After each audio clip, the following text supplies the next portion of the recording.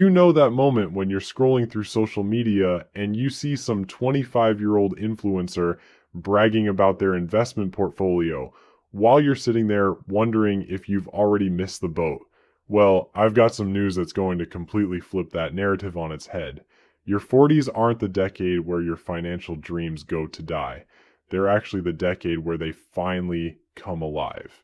My name is Nick, and I spend way too much time analyzing the mathematics of wealth building and the psychology behind why some people achieve financial freedom while others stay stuck in the same patterns for decades. If you're someone who's hit the big 4-0 and feels like you're behind everyone else financially, or if you're convinced that all the good opportunities have already passed you by, make sure to hit that subscribe button and give this video a thumbs up. Because today I'm going to prove to you with hard data and real examples that your 40s are actually your wealth building sweet spot. Here's what nobody tells you about aging and money. While everyone's obsessing over starting early and compound interest calculators that make 22-year-olds look like financial geniuses, they're completely missing the bigger picture. Sure, time in the market matters, but so does the amount you can actually invest. And guess what? Your ability to generate serious money doesn't peak when you're young and broke. It peaks when you're experienced and valuable. Let's start with something that might surprise you. Your brain, that magnificent computer between your ears, doesn't actually hit its prime until your 40s. I know. You wake up some mornings feeling like your joints are held together with duct tape and good intentions, but we're not talking about your ability to sprint upstairs without making involuntary groaning sounds. We're talking about your cognitive horsepower. Research from Harvard and MIT shows that while your physical abilities peaked back when you still had hair in places you wanted it and none in places you didn't, your brain's ability to synthesize complex information and make strategic decisions is just hitting its stride. Think about it like this. A 25-year-old might have the energy to work 80-hour weeks, but they're also the same person who thinks putting their entire paycheck into meme stocks is a solid investment strategy. You, on the other hand, have something they don't. Pattern recognition. You've seen enough cycles to know that what goes up usually comes down, and what seems too good to be true usually is. You understand that boring often beats exciting when it comes to building real wealth, and most importantly, you've made enough mistakes to know which ones to avoid making again. This isn't just theoretical fluff. The data backs it up in a big way. According to research published in Harvard Business Review, professional peak performance in knowledge-based careers typically occurs between ages 40 and 55. That's not a coincidence. It's the sweet spot where experience meets energy, where wisdom meets ambition. Take Sam Walton, for example. The guy had a decent but unremarkable career managing retail stores through his 20s and 30s. Nothing that would make you think he'd become one of the richest people in history, but at 44, he opened the first Walmart. Not exactly the age when most people are thinking about revolutionizing entire industries, yet by the time he died, he'd built an empire that made his family the wealthiest in America, with a net worth that now exceeds $400 billion. Or consider the fact that the average age of Nobel Prize winners when they do their prize-winning work is 40. These aren't people who peaked early and coasted. These are individuals who spent decades building expertise, making connections, and developing the deep understanding necessary to solve complex problems. But peak performance is just the beginning. Your 40s are also your peak earning years, and this is where the wealth building math gets really interesting. According to the Bureau of Labor Statistics, median earnings hit their highest point between ages 45 and 54. But here's where it gets even better. That's just the median. When you look at high earners, the advantage becomes absolutely massive. PayScale research shows that college-educated professionals see their salaries continue climbing throughout their 40s, with peak earnings typically hitting around age 50 to 52. We're talking about increases of 30 to 50% from their 30s baseline. Surgeons and medical specialists often don't hit their stride until their mid-40s, when they're making $400,000 to $600,000 annually. Corporate executives typically see their highest compensation packages in their late 40s and early 50s. Senior software engineers at major tech companies often don't crack those $300,000 total compensation packages until they're well into their 40s. So this isn't just about raw numbers, though. It's about leverage. By your 40s, if you've been strategic about your career, you've built what I call career capital. You have specialized skills that are rare and valuable. You have a proven track record of results. You understand how to navigate complex business relationships and organizational politics. You have industry connections and a reputation.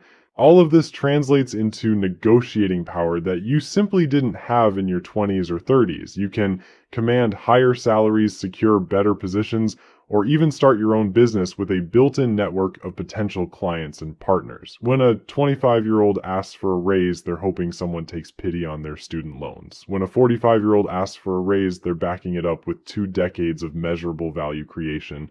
Now, I can already hear the objections. But Nick, what about compound interest? What about starting early? Haven't I already missed the boat? This is where we need to bust one of the biggest myths in personal finance.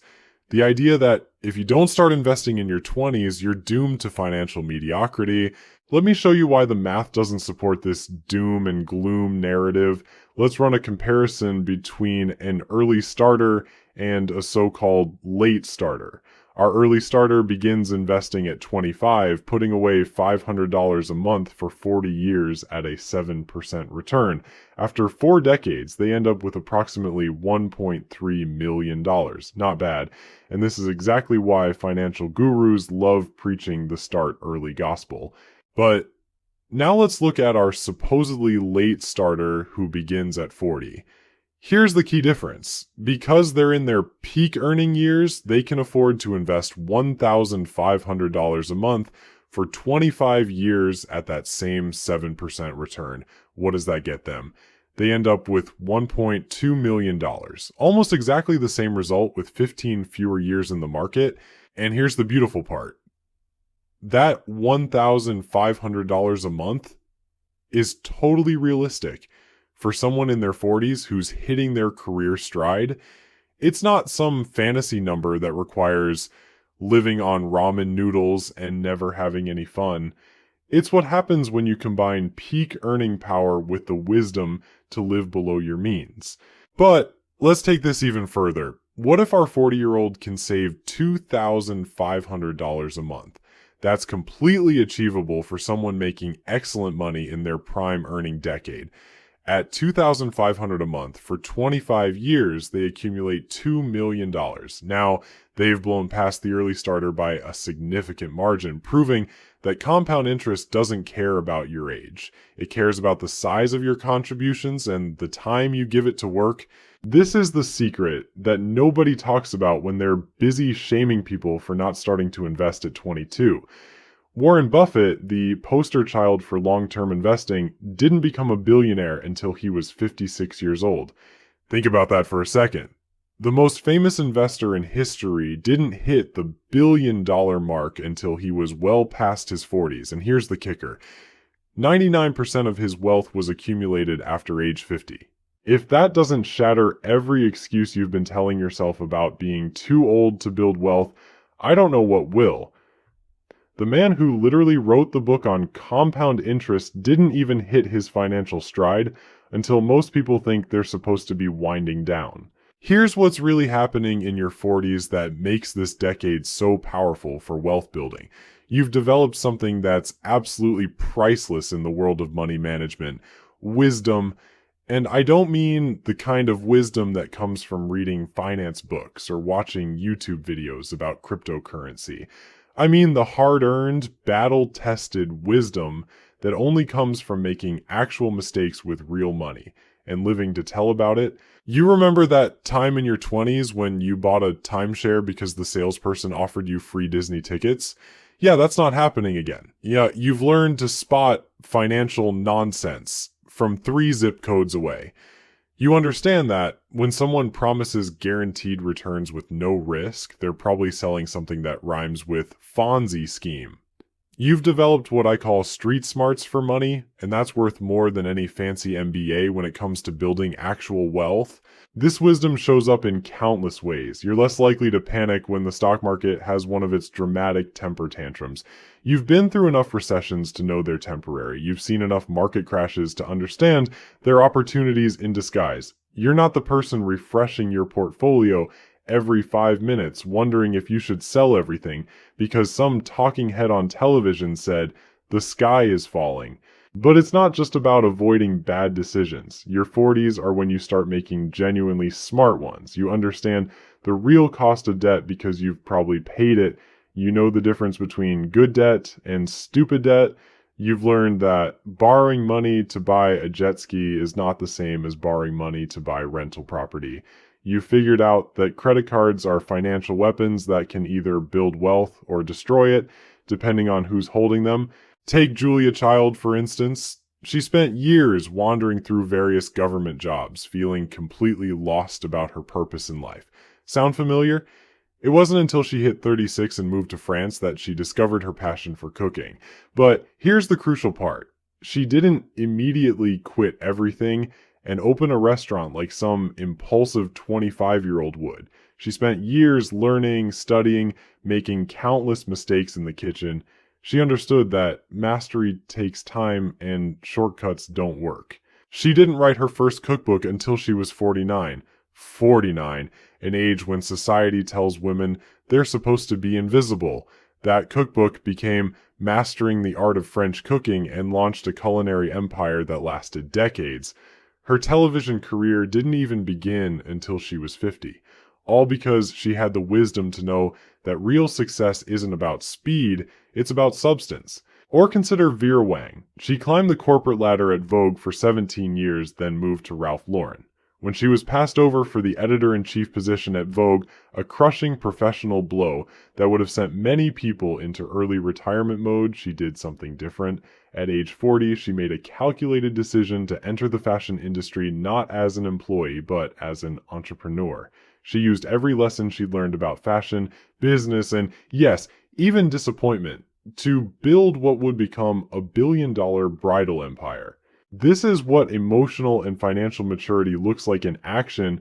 Both Julia and Vera understood something that's nearly impossible to grasp when you're young and inexperienced. The importance of patience and persistence. The understanding that setbacks are often setups for comebacks. The recognition that your timeline doesn't have to match anyone else's timeline. Here's another massive advantage you have in your 40s that nobody talks about. Clarity. By this point in your life, you've tried enough different things to know what you're good at and what you're not. You've had enough jobs to understand what energizes you and what drains you. You've been in enough relationships to know what kind of people you want to surround yourself with. Most importantly, you've lived enough life to know what actually matters to you. This clarity is your superpower because it allows you to focus your energy and resources on the things that will actually move the needle. You're not scattershooting your efforts across 17 different priorities hoping something sticks. You know what you want and you can channel everything toward achieving it. This focused approach is incredibly powerful when applied to wealth building. When you're young, you might invest in anything that sounds exciting. Cryptocurrency, penny stocks, your buddy's startup that's going to revolutionize the way people eat cereal. You're trying to hit home runs because you think that's how wealth gets built. By your 40s, you understand that wealth gets built through consistent base hits, not wild swings at every pitch that comes your way. You've also gained something else that's invaluable. Perspective on risk. This doesn't mean you become risk-averse to the point of keeping all your money in savings accounts earning negative real returns after inflation. It means you understand the difference between intelligent risk-taking and gambling. You know that diversification isn't just a fancy word finance people throw around to sound smart. It's actually a mathematical approach to managing uncertainty. You've learned that the biggest risk isn't losing money in the stock market. The biggest risk is not investing at all and watching inflation slowly erode your purchasing power over decades.